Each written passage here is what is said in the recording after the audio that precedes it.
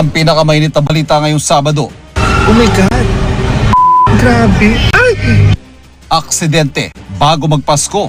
SUV, humarurot at ginulungan ng angkas ng isang motorsiklo.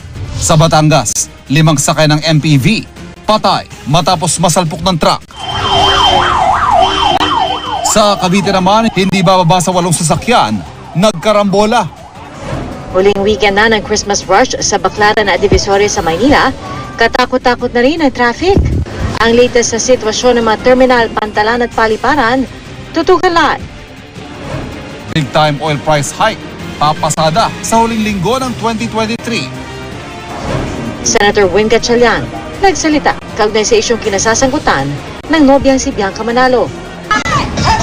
At ilang mommies namamasko na ng mas maaga kaysa mga bagets.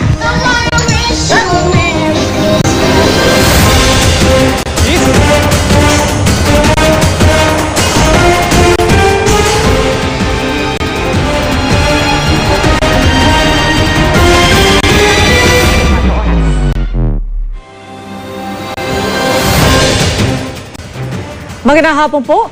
Kitang-kita sa video ang isang SUV na humarurot at ginulungan ang angkas ng isang motorsiklo sa Mandaluyong. Sugatan ang babaeng biktima. Ang suspect na nakatulog daw, naunan nakabangga ng 2 motorsiklo.